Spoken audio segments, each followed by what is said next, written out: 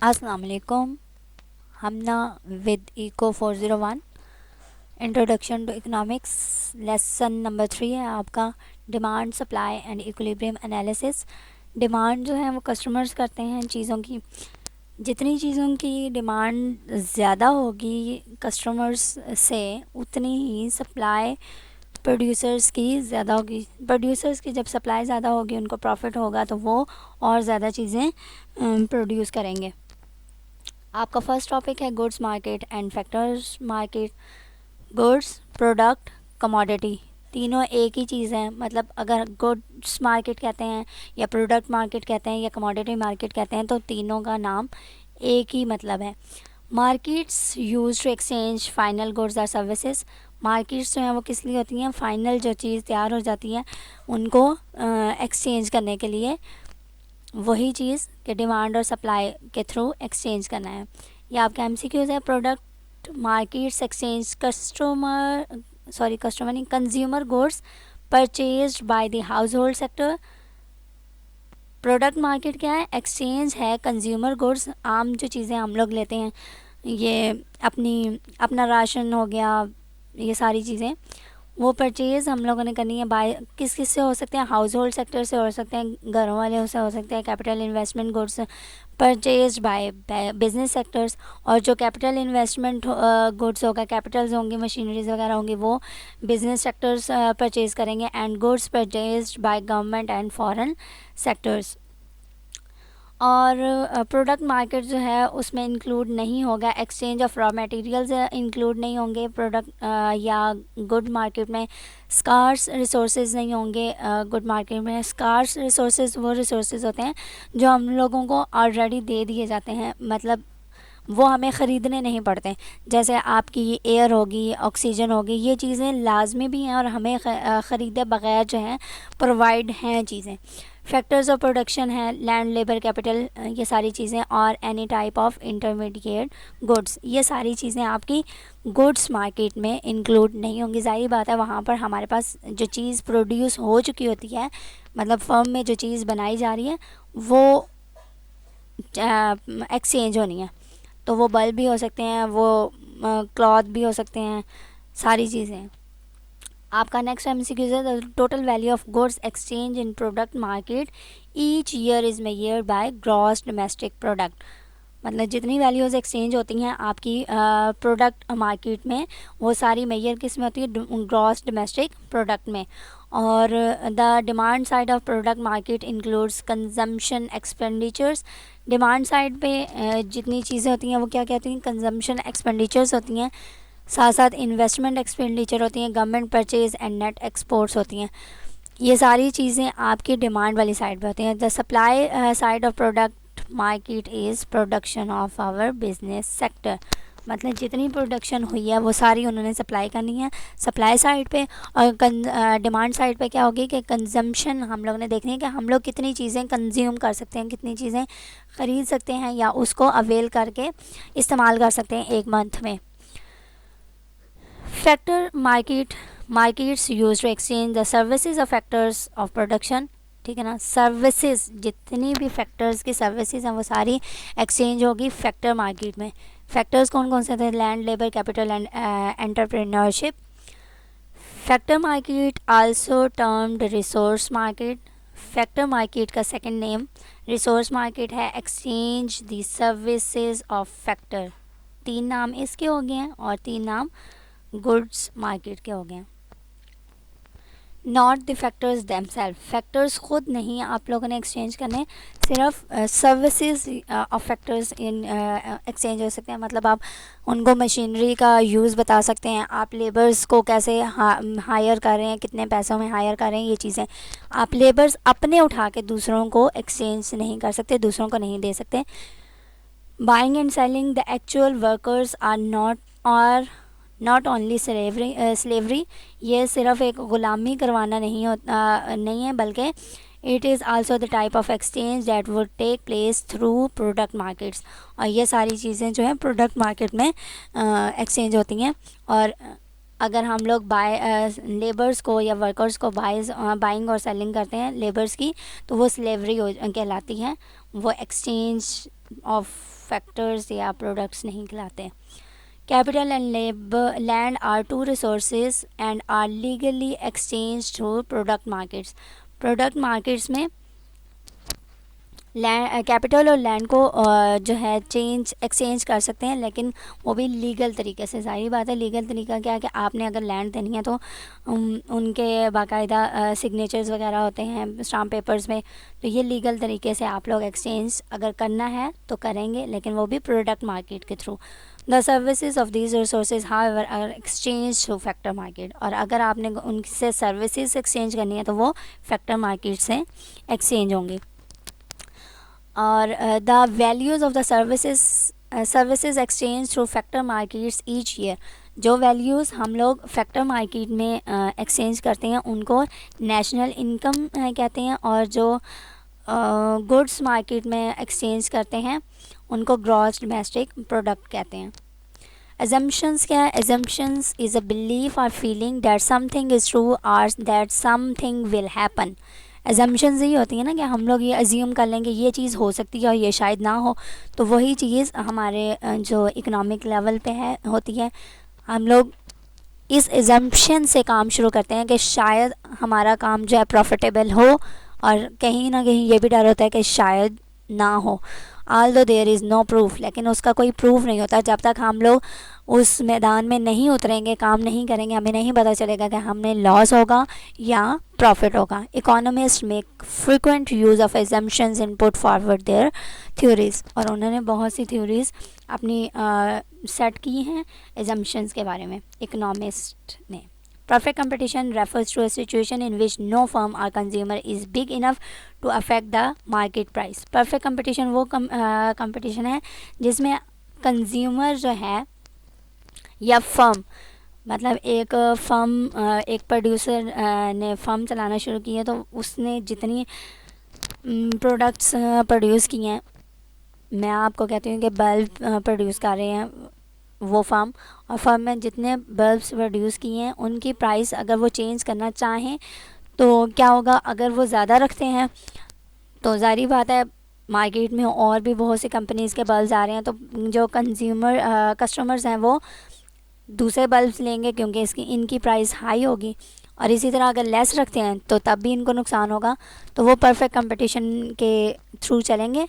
जो price bulbs की चल रही है वही जो न्यू फर्म्स के ऑनर होंगे उन्होंने भी वही प्राइस सेट करनी होगी। डिमांड एनालिसिस में शॉर्टेज है, शॉर्टेज वर्ड से पता चल रहा है। Shortage is a situation in which demand exceeds supply, ये आपकी इकोनॉमिक वे से डेफिनेशन है। और producers are unable to meet market demand for the product, shortages cause price to rise. ये जो शॉर्टेज होती है इससे सारी बात है हम अब फिर फर्म्स की तरफ चले जाएं, प्रोड्यूसर्स हैं उन्होंने बल्ब प्रोड्यूस किए हैं, उनके पास 10 बल्ब प्रोड्यूस हुए हैं और वो सेट करते हैं कि एक बल्ब की प्राइस 5 रुपये है, लेकिन अगर उनके जो है डिमांड हो रही हो 20 बल्ब्स की, तो उन्होंने क्या करना है कि अपने 10 बल्ब्स 20 बल्ब्स के थ्रू आउट सेल करने हैं और उनकी प्राइस भी ज़्यादा कर देनी है कि उनको नुकसान ना हो। Prompting producers to produce more and consumers to demand less, और इससे प्रोड्यूसर्स को ये होगा कि उन्होंने प्रोड्यूस ज़्यादा चीज़ करनी है और कंज्यूमर्स को ये होगा कि उनकी डिमांड कम होनी चाहिए। Surplus is a situation of excess supply in which market demand falls short of quantity supplied. Surplus क्या होगा? जहाँ पे आपकी सप्लाई ज़्यादा हो। सारी बात है सरप्लस बहुत ज़्यादा फ़ायदा मंद होना, तो सप्लाई जब ज़्यादा होगी तो फर्म्स को फ़ायदा होगा। और the producers are enable to sell all the produce goods in the market, तो जाहिर बात है वो सरप्लस बनाना शुरू कर दें, चीज़ें बहुत ज़्यादा बनाना शुरू कर दें, तो उनके लिए मुश्किल होगा कि वो अपनी गुड्स जो है मार्केट में वो सारी की सारी सेल कर सकें। Surplus cause price to fall, और इसकी वजह से क्या होगा कि आपको प्राइस जो है कम करनी पड़ेगी। आपके पास बहुत सी चीज़ें हैं, आपके कस्टमर्स उस बल्ब को लेने वाले कम हैं, तो आपने क्या करना है, प्राइस कम करनी है, जिसकी वजह से आपकी सारी जो प्रोडक्शन है वो बिक सके। Prompting producers to supply less, जिससे प्रोड्यूसर्स को पता चलेगा कि उन्होंने सप्लाई जो है वो लेस करनी है और कंज्यूमर्स को डिमांड मोर करनी है। प्राइस मैकेनिज्म है, the price mechanism is a signaling and rationing device which prompts customers and producers to adjust their demand and supply respectively in response to shortage or surplus। मतलब ये है कि उन्होंने price वो रखनी है जिससे ना कस्टमर्स को इतना ज़्यादा अफेक्ट पड़े और ना ही प्रोड्यूसर्स को इतना ज़्यादा अफेक्ट पड़े। सिंपल वे में क्या है, shortages cause price to rise, वही बात जो ऊपर की थी कि शॉर्टेज में प्राइस जो है वो ज़्यादा हो जाएगी और प्रोड्यूसर्स को चीज़ें ज़्यादा प्रोड्यूस करने के लिए कहा जाएगा और कस्टमर्स को डिमांड लेस करने के लिए कहा जाएगा। और अगर सरप्लस होता है तो प्राइस फॉल करेगी और प्रोड्यूसर्स सप्लाई लेस करेंगे और कंज्यूमर्स डिमांड ज़्यादा करेंगे। नॉर्मल गुड्स हैं, गिवन गुड्स हैं और इन्फीरियर गुड्स हैं। ये गुड्स की टाइप्स कह लो आप, नॉर्मल गुड्स, इन्फीरियर गुड्स और गिवन goods. Normal goods are goods whose quantity demanded goes up as consumer income increase. जैसे आपके जो कंज्यूमर्स हैं या हम आम लोग हैं, उनकी इनकम इंक्रीज़ होगी तो वो जो क्वांटिटीज़ हैं ज़्यादा चीज़ें लेने की डिमांड करेंगे कि हमने ये भी चीज़ लेनी है, ये भी चीज़ लेनी है। क्यों? क्योंकि उनकी जेब में पैसा है। इन्फीरियर गुड्स कब वो लेंगे? जब उनके जेब में पैसा कम होगा, तो ज़ाहिर बात है वो इन्फीरियर गुड्स लेंगे, जो कहते होते हैं कि कम प्राइस में जो गुड्स होती हैं वो लेंगे। गिवन goods are the sub category of inferior good, ये इन्फीरियर गुड की ही कैटेगरी में आता है। गिवन goods it is a rare type of good, ये रेयर टाइप है गुड्स की और seldom seen in the real world, और शायद ही कहीं रियल वर्ल्ड में नज़र आता हो। In which a change in price causes quantity demanded to change in the same direction. जितनी हमारी प्राइस होगी उतनी ही डिमांड होगी, इसमें कोई कम या ज़्यादा का चक्कर नहीं होगा। In other words, an increase in the price of given goods results in increase in the quantity demanded। जितनी हम लोगों की गिवन गुड्स के जो प्राइस होगी वो ज़्यादा होगी तो हमारी जो क्वांटिटी डिमांड होगी वो भी ज़्यादा होगी। Existence of given goods requires 3 existence of special circumstances। अगर गिवन गुड्स आपने अवेल करनी है, आपको नज़र आनी चाहिए आप कहते हैं, तो आपको 3 सर्कमस्टांसेस को एग्जिस्ट करवाना पड़ेगा। First, the good must be N inferior good. सबसे पहले तो वो इन्फीरियर गुड होनी चाहिए, इतनी ज़्यादा नॉर्मल ना हो कि हर कोई उसको ख़रीद सके। Second, the income effect is greater than the substitution effect. वही बात कि इनकम जितनी है वो ग्रेटर होनी चाहिए सब्सटीट्यूशन इफेक्ट के। आपके पास कोई और चीज़ सब्सटीट्यूट में मौजूद ना हो। अ गिवन good is most likely to result when the good is a significant share of the consumers budget. मतलब आपके पास कोई और चीज़ ऐसी हो कि आप उसको अवेल कर सको, लेकिन आपकी जेब जो है उस पर राज़ी ना हो, तो आप गिवन गुड्स को अवेल करना शुरू करेंगे। Substitution affect, it is one of the 2 reasons for, ये जो है 2 रीज़न्स हैं सब्सटीट्यूशन अफेक्ट के लिए कि लॉ ऑफ डिमांड आपकी जो है ज़्यादा हो या negative slope of the market demand curve. A higher price means that the good is more expensive relative to other goods। जितनी आपकी हायर प्राइस होगी, अब इसके एग्जांपल मैं कोका कोला और पेप्सी में देना चाहूँगी।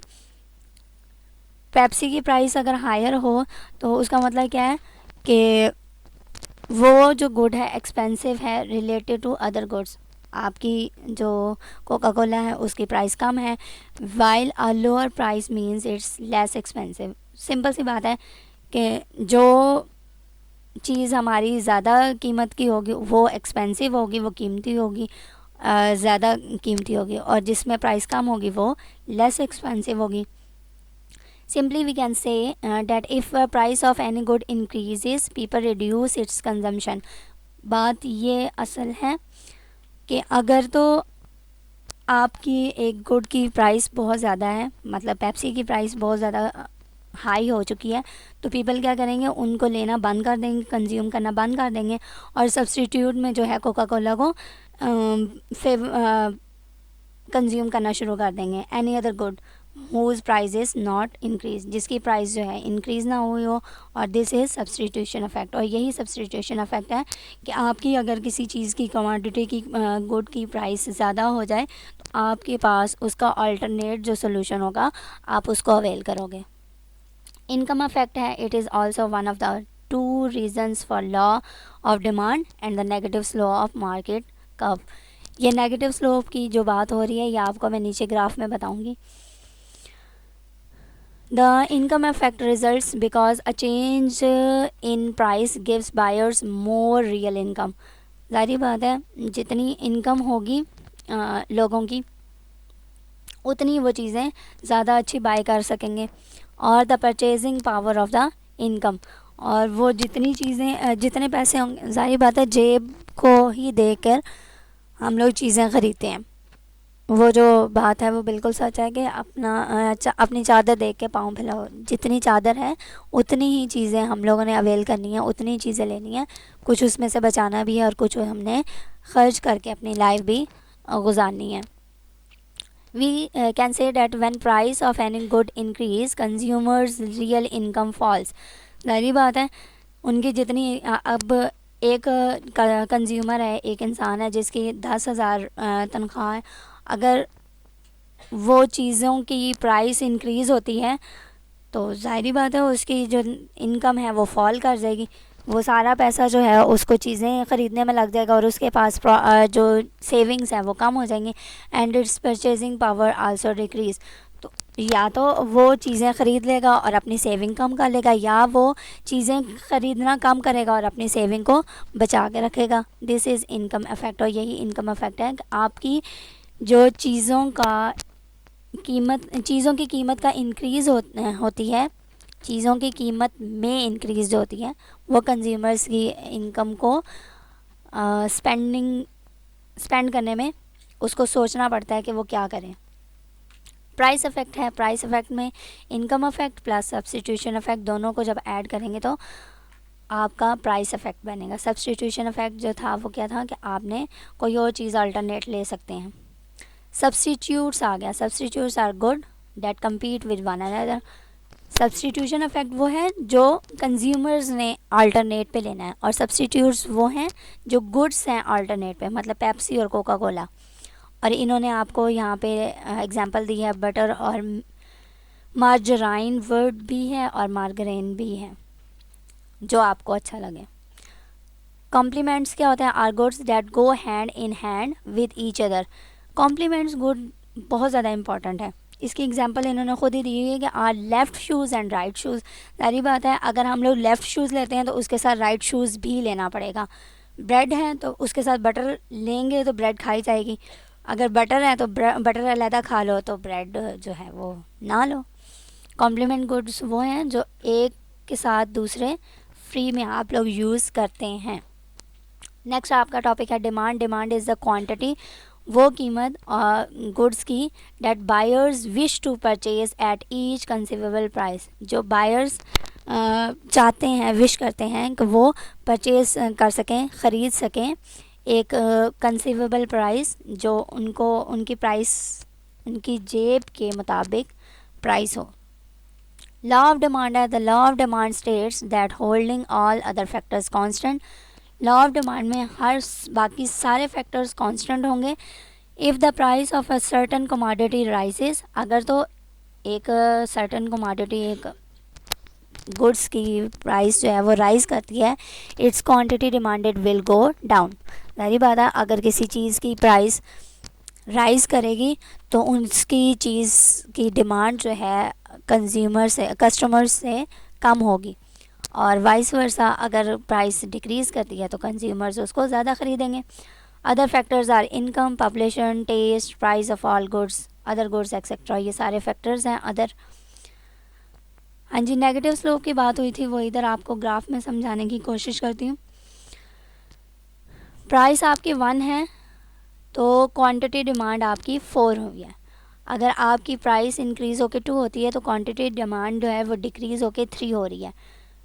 इसी तरह प्राइस और इंक्रीज़ होगी तो आपकी डिमांड जो है वो और डिक्रीज़ हो जाएगी। नेगेटिवली स्लोप है, मींस जितनी आपकी प्राइस इंक्रीज़ होगी उतनी क्वांटिटी डिमांड जो है वो डिक्रीज़ होगी, और अगर प्राइस जो है वो डिक्रीज़ होती है तो क्वांटिटी डिमांड इंक्रीज़ होगी, मतलब नेगेटिव इसका इम्पैक्ट है। Demand function Q D equal to F into price है। अब प्राइस किस किस की है? P G T, P S I to P S N, P C I to P C M, Y B P G E T plus 1। P G जो है वो price of good है, क्यू डी क्वान्टिटी डिमांड है, T आपका taste है, P S I to P S N prices of substitute goods हैं। जितने भी आपके सब्सटीट्यूट गुड्स आ रहे हैं, मतलब आपके पास एक चीज़ अवेल नहीं कर सकते, आप एक चीज़ नहीं ख़रीद सकते तो उसकी जगह कोई और चीज़ मौजूद होगी आपकी मार्केट में। P C I to P C M prices of complementary goods, वो गुड्स जो कॉम्प्लीमेंट्री हैं, आप लोगों ने लेने ही लेने हैं, एक के साथ एक फ्री। अब वो फ्री पैसों के हिसाब से नहीं कह रही, शूज़ के हिसाब से कह रही हूँ कि अगर आपने लेफ़्ट लेना है शूज़ तो राइट भी लेना पड़ेगा। ये नहीं है कि अगर 500 के शूज़ कह रहे हैं तो आप लोग कहें जी 250 के हमें लेफ़्ट साइड वाला शूज़ दे दें और राइट साइड वाला अपने पास रख लें, ऐसा हो सकता है? नहीं ना।